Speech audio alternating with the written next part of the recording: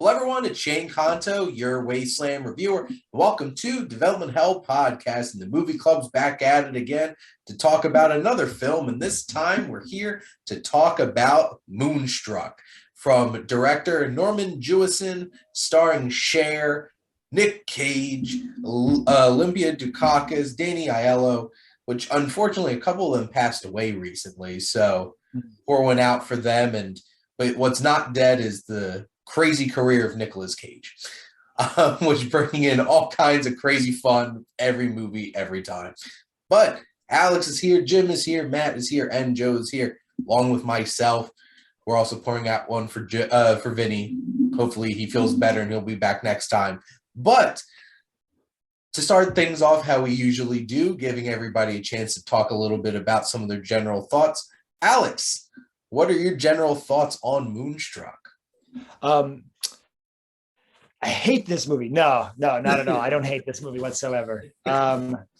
It was different than what I expected. It was very different than what I expected. I didn't think I was going to like it because I never really liked Cher. But she was fantastic in this movie. She was really good. I guess she won for a reason.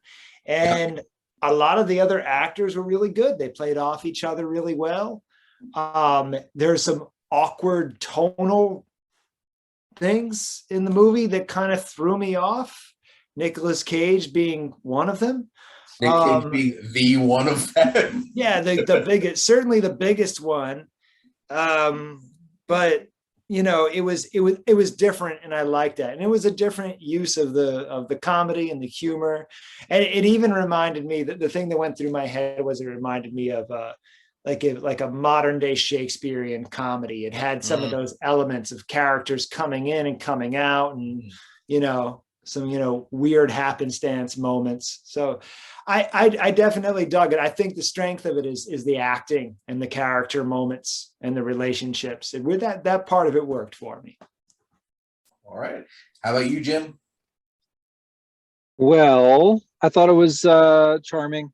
And the word slapstick kept coming to mind. Maybe that's how I interpreted those tonal kind of ambiguities. It did seem to me like the humor was a little bit slapstick. I thought it was really sweet, all in all, like the old Italian men being all romantic and obsessed with the moon and their dogs.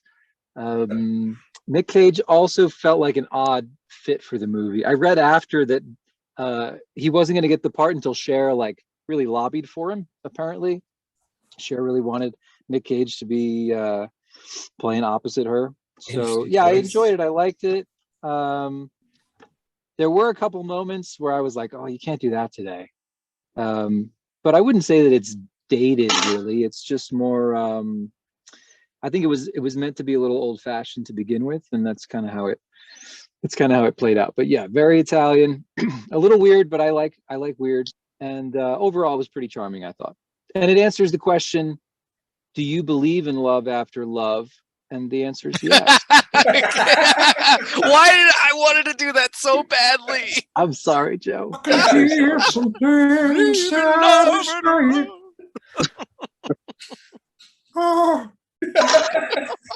I don't have any auto tune on this end. I love that you did it anyway, Joe. Shane, please play that song over the intro. Like instead of like the guitar, play that. You know what? We might have to not use the normal music to start the podcast this time. I think we might have to throw some. That's okay.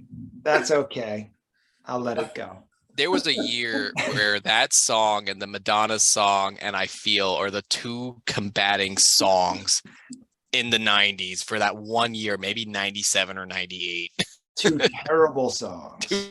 Yes. Matt, what are your I have an ex-girlfriend who used to talk about how great that song was. I'm like, that song sucks. Like, it's a terrible song. And you're sitting here like, I want to cover that song. No, that's a terrible song. Well, it's like, American Psycho, how, Patrick Bateman's convincing everyone that good pop music is awesome and whatnot. Wild. Don't compare Cher to like Genesis and Huey Lewis in the News. Huey Lewis in the News? Come on. Matt, what are your general thoughts on Moonstruck? Which we got to watch together. This movie was it was an experience, It was an experience. I think one thing that I definitely walked away with, I said it when we were watching it, and I said, that was the weirdest line I've ever heard in any movie in my entire life. And I think it's going to stick with me for a while. When the guy was talking about like the fact that maybe the reason why men chase women is because Adam lost a rib. And it's like this thing that he keeps playing out because men are always looking for the rib, and that's where the attraction comes from. It was that the metaphor of the wolf, like that was. This whole movie has like a lot of like weird quotes, and I don't know if but quotes that you can't really ever bring up in just like general conversation.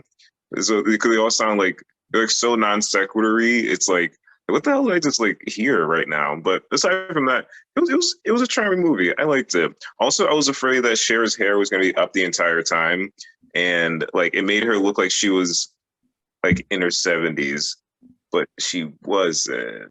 So when she had like I think what is the movie from the 90s? She's All That people like to make fun of because like it's like the nerd girl that has the glasses and her hair is in like a ponytail, and then like she takes the glasses off and then like no more ponytail, and then she's kind of like, oh my god, like it was kind of like that when Cher came out of the like the beauty salon thing. It was just looked like Cher.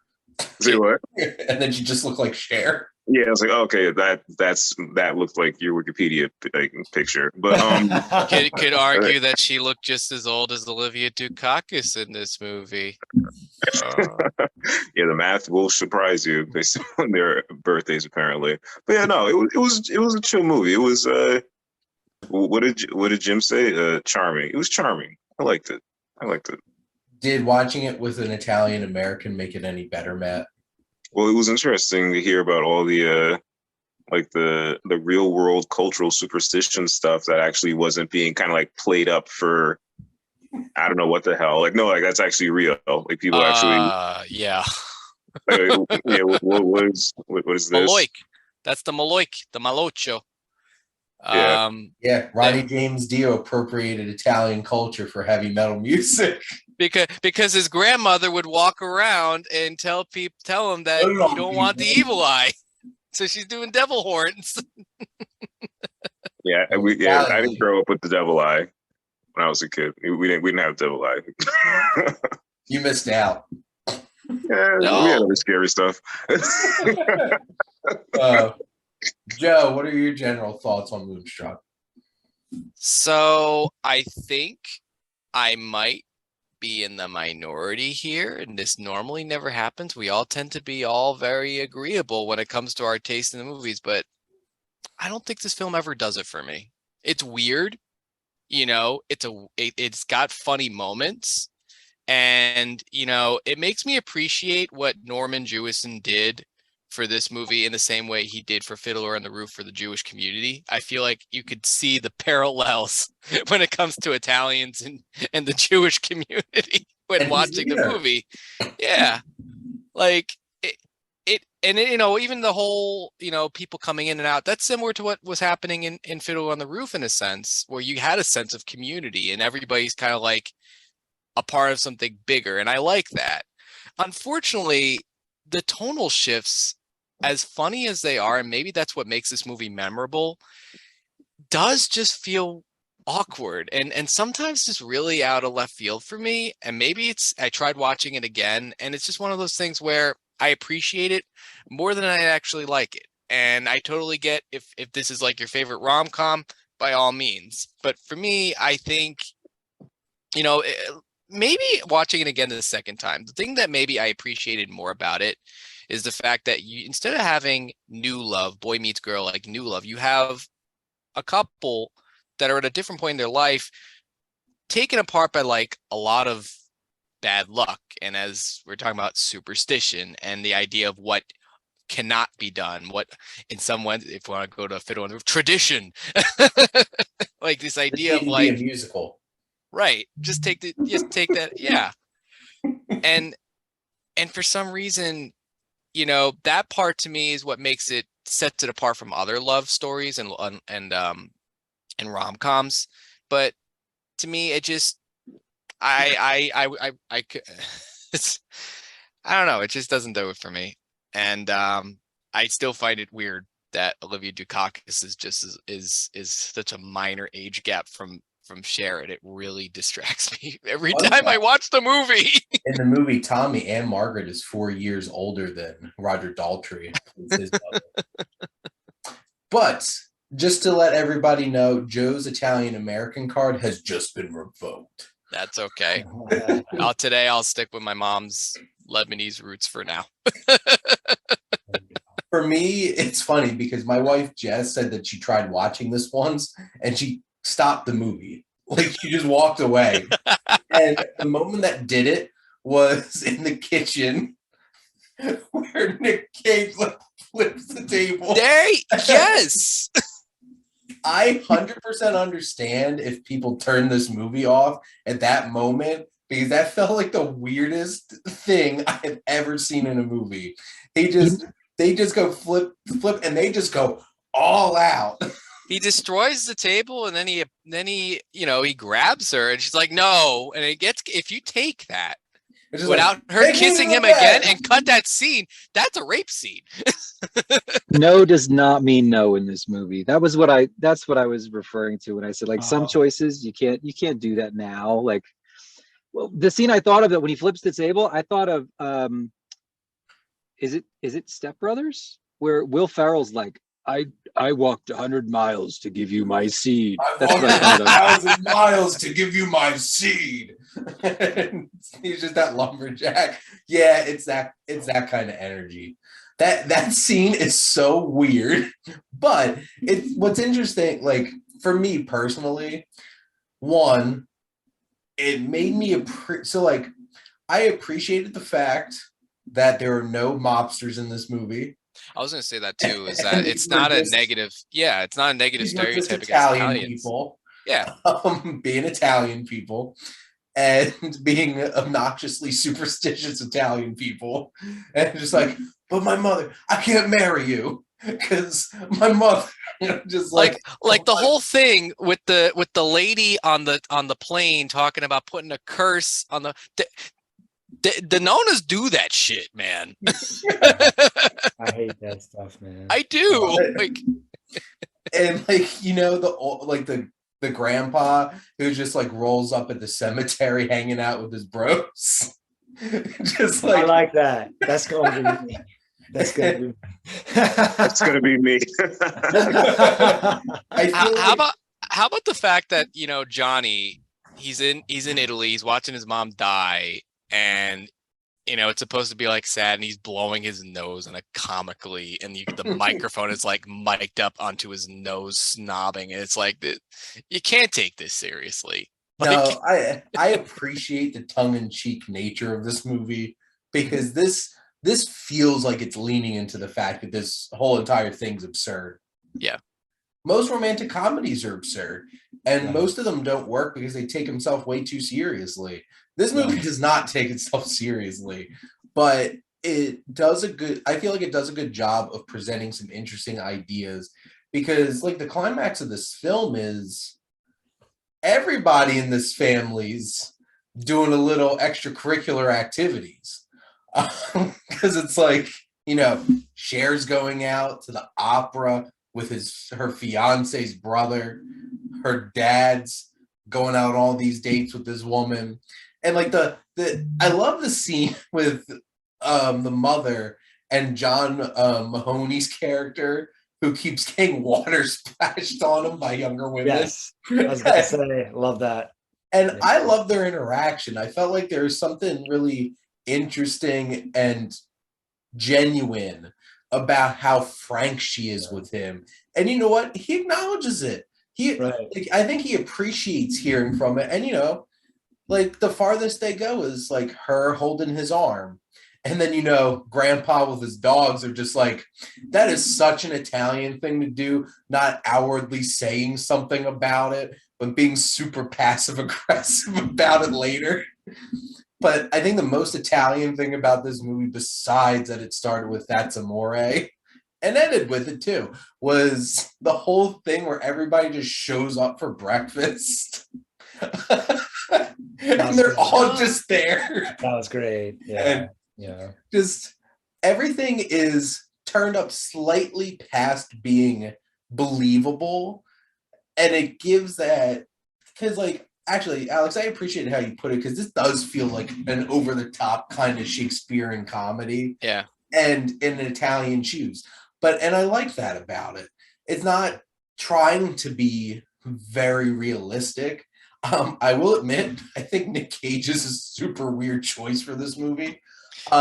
Nick Cage is a weird choice for 95% of the movies he's in. Sometimes he fits it perfect, and sometimes he just makes it a completely different movie. It's so funny you say that too, because it's like that tonal shift of him in that bakery. It's almost like it reminds me of, you know, do you guys remember in Ren and Stimpy when the horse is like got the nipples, or like the rubber nipples with the horse? I hope people understand what I'm saying when I'm saying. But I'll just put it. Remember that episode of Ren and Stimpy, where like it's such a weird tangent. Sorry, Alex made a face. I was going there and I lost it. It's late at night. I laughed so hard at that scene because like the cage is big. I lost my hand, and he's talking about a potential crisis situation where cops would technically be involved. Like, you know, holy shit, he's talking about committing suicide. This young woman is just like crying her eyes out. She's so in love with him. And I'm just like, what is this? Yeah. And I just, when she's like, can we go talk? And he like obnoxiously flings the door open from the cellar because they have to go outside for that. It's like, where do you live? Upstairs. And also, it's potentially very distracting, but like Nick Cage had like the hairiest chest in this movie, just with that tank top and that unibrow. Well, I think he wanted to go for a. He in an interview he talked about being inspired by Cousteau's Beauty and the Beast, and actually wanting to be portraying himself as like a beast and fitting with that wolf metaphor. God, if they make a live action Beauty and the Beast and actually have like a beast and not like a CGI beast and Nick Cage. Please, don't look at me. Don't look at me, pal. Don't kiss me. I'm horrible. I'm hideous. Oh man, that's the thing. I feel like anything Nick Cage does, except for very few times where he's just boring in a movie, because I guess they didn't let him do Nick Cage out. They let him go full blown in this movie.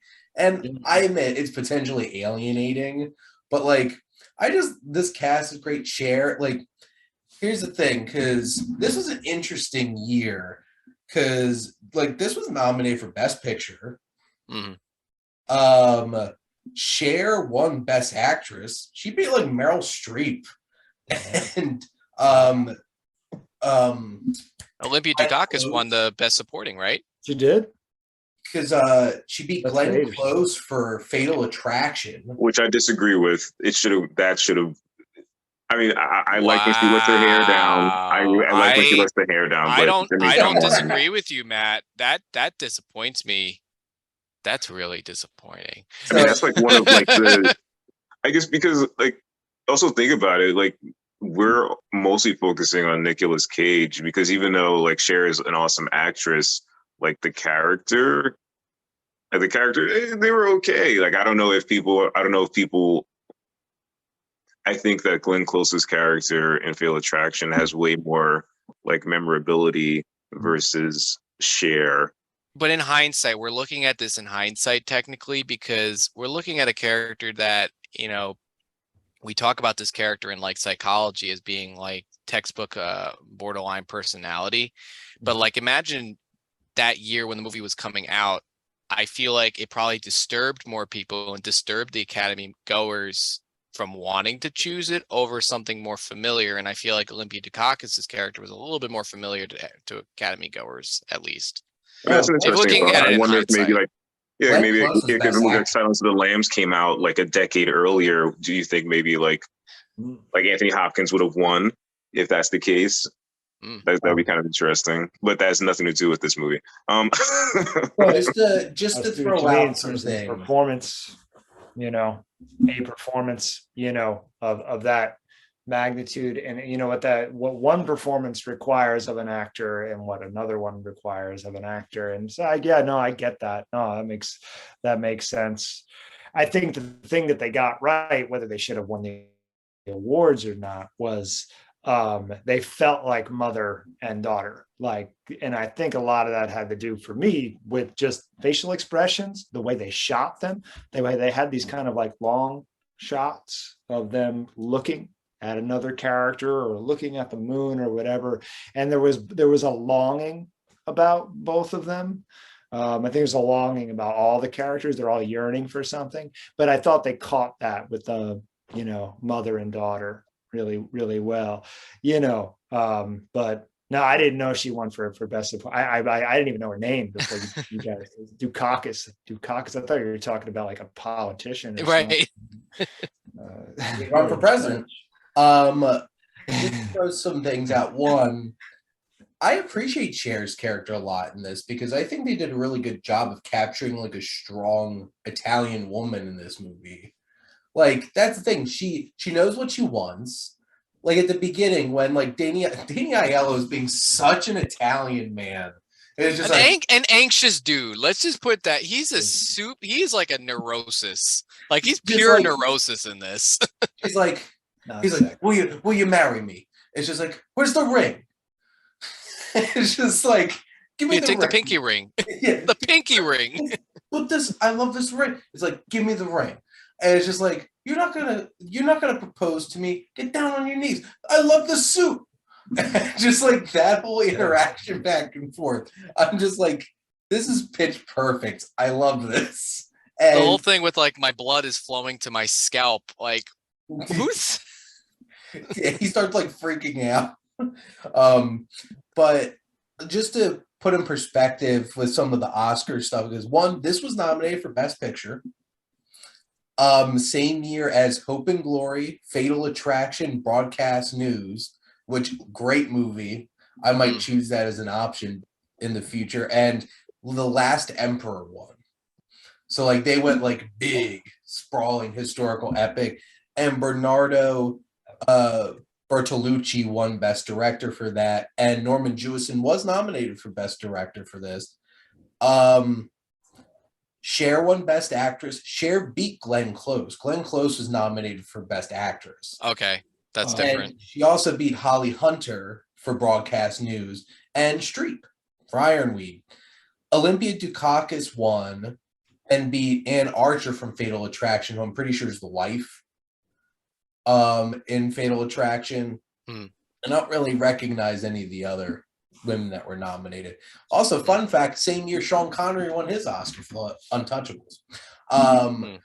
But like this, you don't see rom-coms like this getting nominated for Best Picture in like anything past like I feel like the 40s and 50s. Because like I feel like rom-coms were such a big thing in the early days of cinema. Oh yeah. People like Cary Grant and just like Clark Gable, like in those kinds of films. And this is an interesting film. Obviously lost to like the big sprawling historical epic kind of thing, but like it's such a strange little movie. And I think that's pretty cool that it got some serious Oscar attention. As you say, that's kind of the familiar at that point for Oscar bait, like big sprawling epic. Of course, The Last Emperor, I don't know if you guys have seen it, but it's a feat. Like that, it was a huge movie.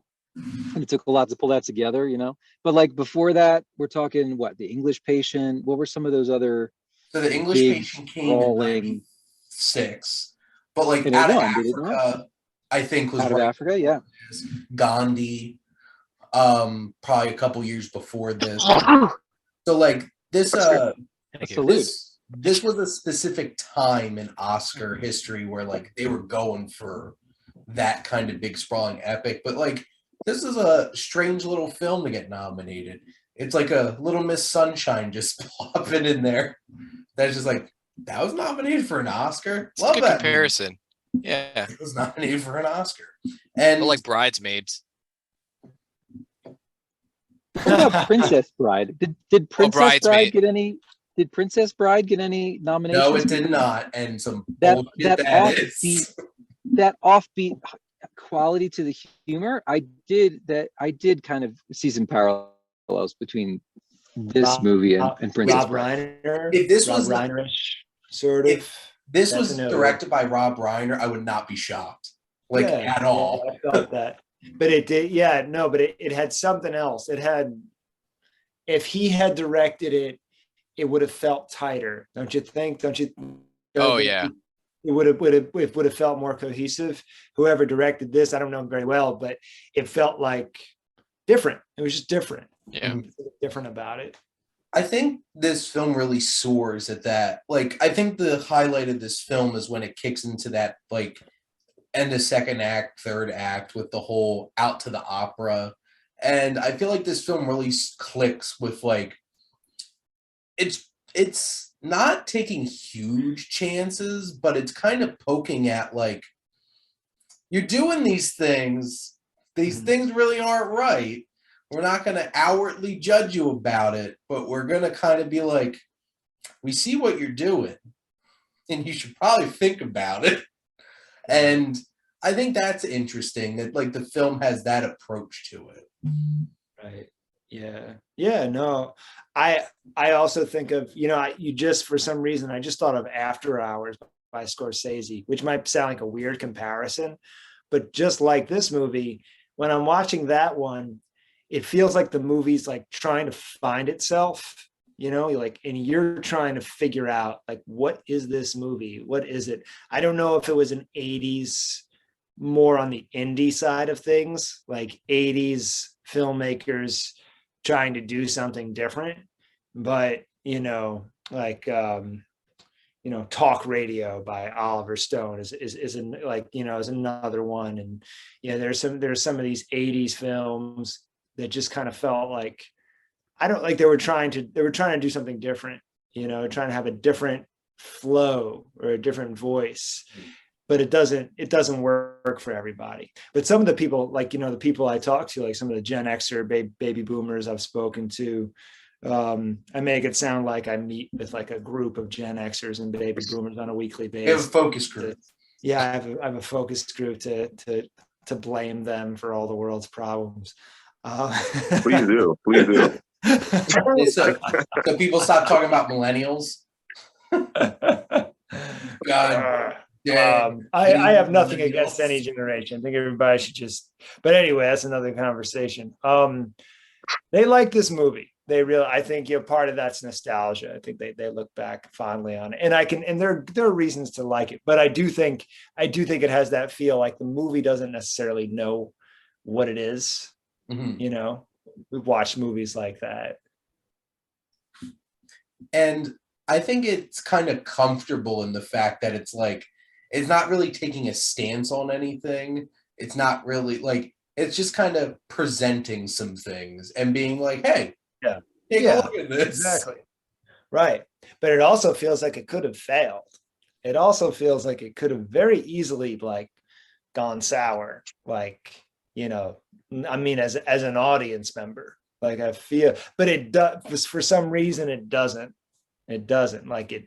I don't know. There's something sweet about it, I guess.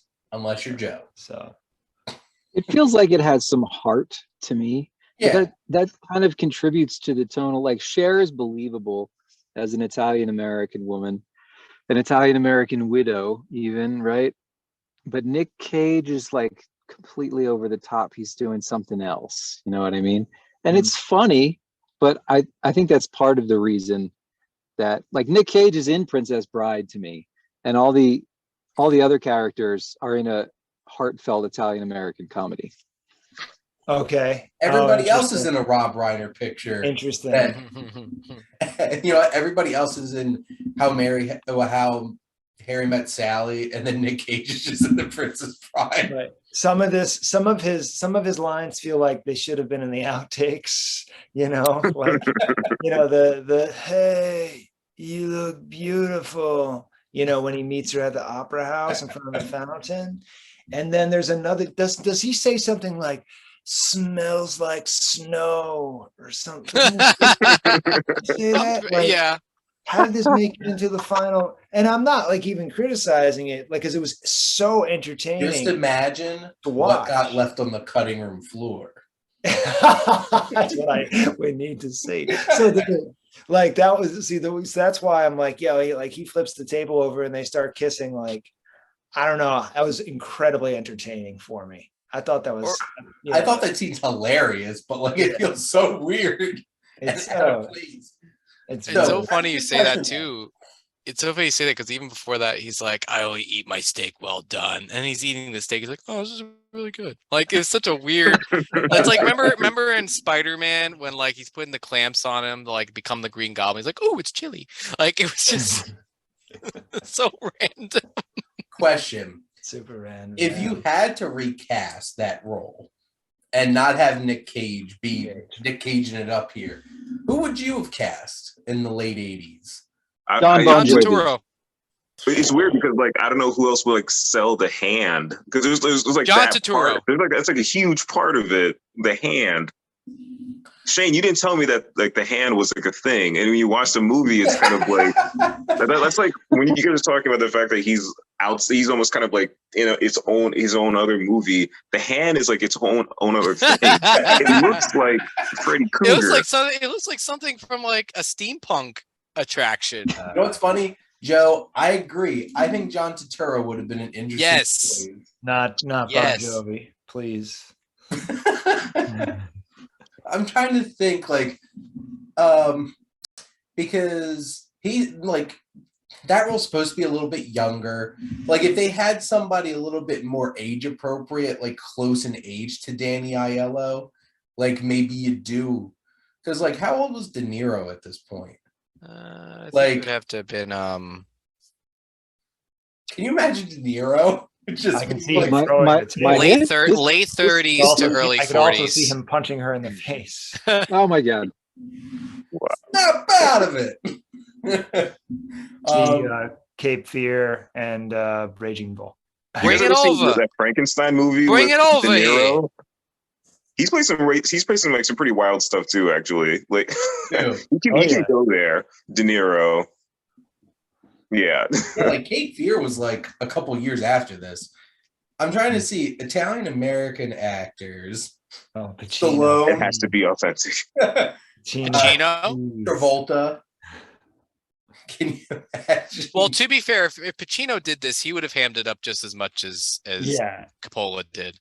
So the funny thing Cage is, did. I bet you Travolta was considered for this, but his career was probably sliding way back even by this was point. this before Look Who's Talking?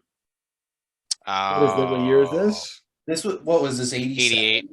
87, 88? Around that same time, I thought this But- was in the 90s. When No, this was movie made? 1987.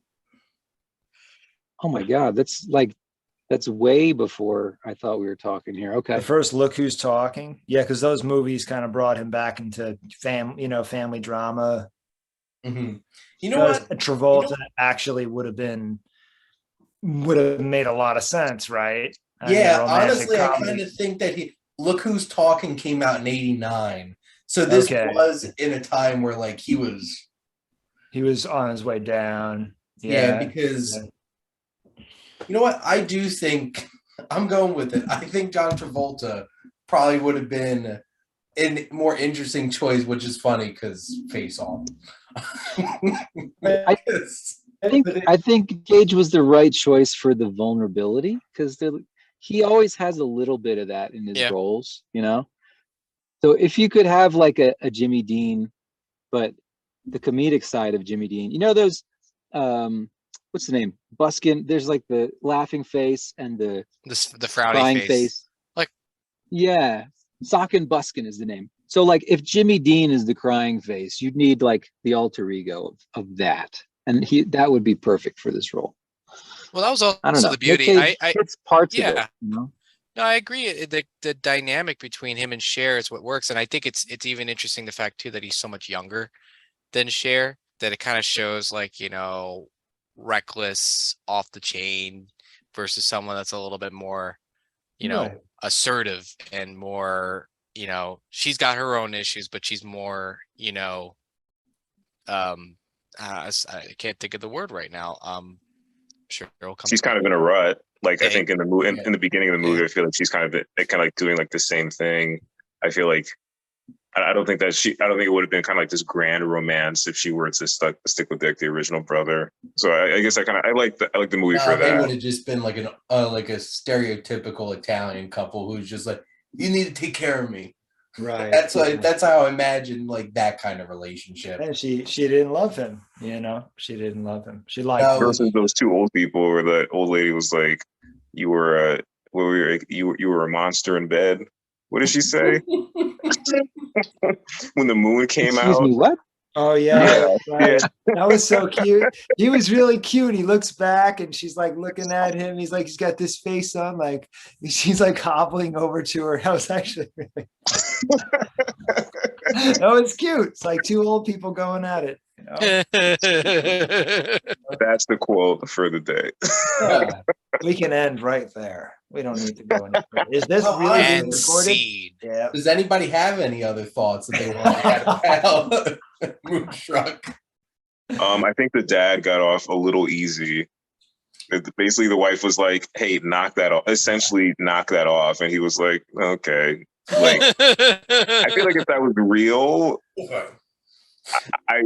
I feel like, yeah, no. Chairs get thrown, pots and pans. I get thrown, feel like and- I don't know, Oh. a traditional Italian like couple like this, where like power dynamics, like I appreciate that Olympia Dukakis's character feels like she has real strength, but it's more of that like quiet kind of strength, and it's just like, you know what, That's what I need. you made a mistake, you're never gonna do it again, and that's kind of the vibe that I got at the end of the movie. It's just like, and he's just like, There is that whole you gotta all for the family, right? You gotta sacrifice to the family what's best for the family, sort of thing. mhm. So I mean, we know, you know, what's marriages, why do marriages survive? Because they don't get divorced, to Yep. go back to the George Harrison documentary, you know.